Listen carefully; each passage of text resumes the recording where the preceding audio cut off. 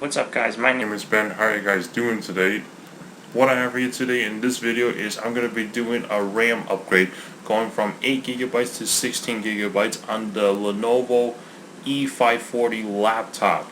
Alright, and the RAM I purchased was from G-Skill, but with two 8 gigabyte RAM modules. So stick around and let's go ahead and get on with the process.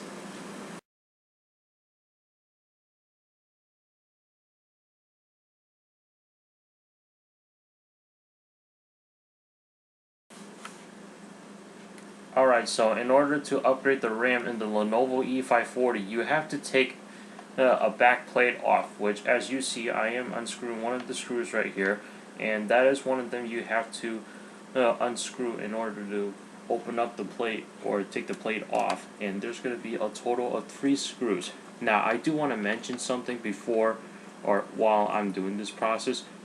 If you're doing this on a laptop, please be sure to not only unplug your AC adapter but also take the battery out.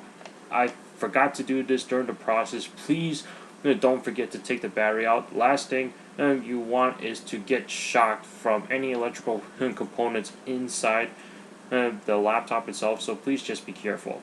Alright, so once I'm done unscrewing the screws, you need a flathead screwdriver in order to lift up the plate. If you can do it with your finger, that's fine, but more than likely I couldn't do it with my finger, so I had to use a flathead to lift up the plate and then just gently pull it off. And there are the 2 RAM modules right there, and basically to take these out, you're going to pull back the 2 levers on the side, and there's the first RAM.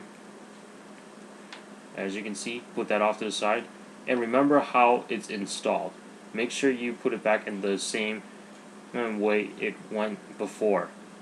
Alright, there's a second RAM by pulling the 2 levers on the side, and then I'm going to take my G-Skill RAM sticks and I'm going to open those up and basically install them the same way that the previous ones were installed. These are 2 8 gig RAM sticks leading into a total of 16 gigabytes of RAM. And with this 16 gigabytes of RAM, I am able to run more virtual machines than previously with just 8 gigs of RAM total in there. Why do I want to run more virtual machines? Basically for more testing purposes, and I need more virtual machines running. So as you can see, make sure you stick the RAM in the slot, push it all the way in, and then take 2 fingers on each side to push it down so that way it locks into the lever. And I'm going to do the same thing with this next RAM slot here, if I can get it out of the package. So it goes in one way and it goes in the same way. Push it in, make sure it clicks, and then take 2 fingers to push down and make sure it locks in place. Now once the 2 RAM modules are installed, we're going to take this back plate right here and basically put it back together, and like I said before, make sure that the battery is out before you do anything.